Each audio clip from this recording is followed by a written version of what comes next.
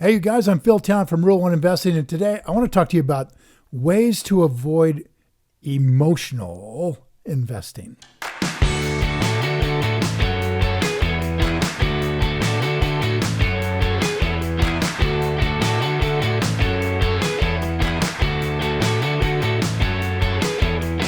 Emotions can easily sway an investor's way of thinking, especially in a volatile market like we're seeing today. Emotions are real important.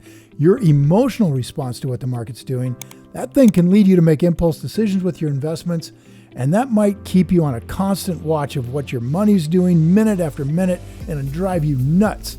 And once you start to emotionally invest, you're letting fear and greed take over decisions, which will probably cause you to lose out in the long run.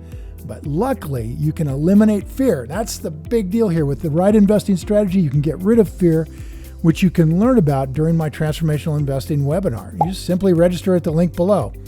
Now, as a rule, there's my plug. As a Rule One investor, we're not emotional investors. We're rational investors. We want to buy fear, right? We want to be greedy when everybody's fearful. And we want to sell greed. We want to be fearful when everybody's greedy. So we've got to be rational in order to do that. And we're confident investors because we look at value and we understand our businesses. So now let's jump in and learn how to avoid this horrible emotional investing. All right, so what does it mean? Being an emotional investor means, kind of going off your gut feeling or your reaction to what might be happening in the market, to what might be happening to other people. They're getting rich or they're losing their butts. I don't know.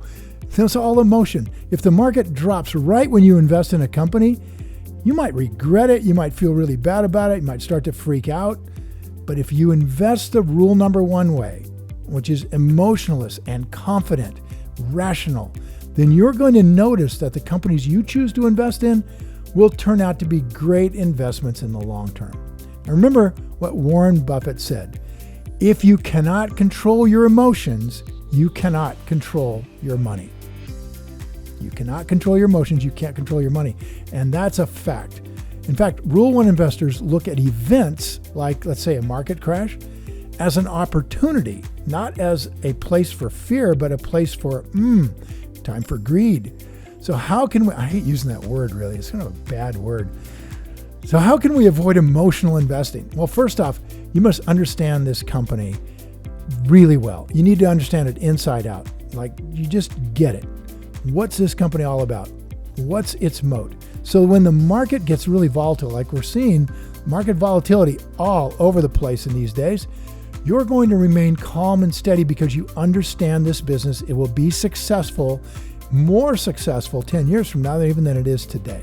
So number two, you want to know that you're buying an amazing company. So when its price does go down, you're not triggered to make an emotional move to sell your stock right away. In fact, you're not triggered at all, except maybe as a ruler, you're triggered into thinking, man, it's time to buy more. Completely different emotional response to a stock price going right to the bottom. We want that to happen as an owner who are accumulating stock rather than somebody that's looking around to just sell it and make a quick profit. Now, one of the benefits of knowing you're investing in a great company is that you're confident the company will be around bigger in the next 10 years than it is today. So when something big does happen in the market, most of the time it won't affect what you're thinking about this business in the short run because all you're concerned about is that long-term run for the company. This is very much like owning a house or owning an apartment complex where really you're just looking down the road 20 or 30 years. That's the key. Now, beyond knowing a company's financial metrics, there's a few numbers you got to learn. You also want to know that the company is run by great people. That ultimately allows you to have confidence in the companies you invest in. I think it's really important that the people running the business reflect your personal values. I think that's super important. You're going to like and you're going to enjoy being in that investment a lot better if they are. Now, knowing that a company is run by great people, that's going to help you feel good about where that company is likely to be taken in the future. Now, once you go through this checklist, by the way, the Rule One workshop will give you a phenomenal checklist, about 90 points you'll be looking at. You're going to be confident you've found a great company, a wonderful business. So next, you want to do your best to buy that thing on sale. And if you've done your research, you already know that you're buying something amazing and you have no hesitation on what that company is really worth. You've done the work.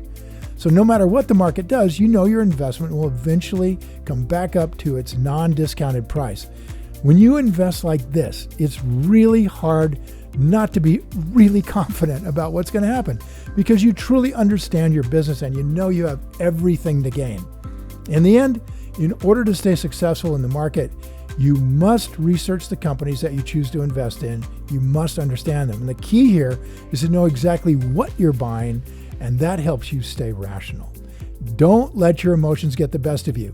Now, if you want to learn more about having confidence in the right investment strategy, this ruler strategy that we teach that's been around for 90 years with people like Buffett, Munger, but Bry, all these great investors, then just head over to my little investing webinar. And when it's over, register and get into the class and learn how it's done. The link is just right there below. Now, I'd love to hear from you guys. What tips do you have to invest confidently, rationally, rather than emotionally? So leave a comment below with your answer and I'll be sure to follow up with you. And thanks for watching. Now go play. Guys, if you enjoyed this video and you feel it was valuable in teaching you more about the ways you can avoid emotional investing and stay rational, just hit the like button, share the video with your friends. If you want more investing content, subscribe to my channel. And by the way, don't forget to click the button on the screen for a free gift. Thanks again for watching.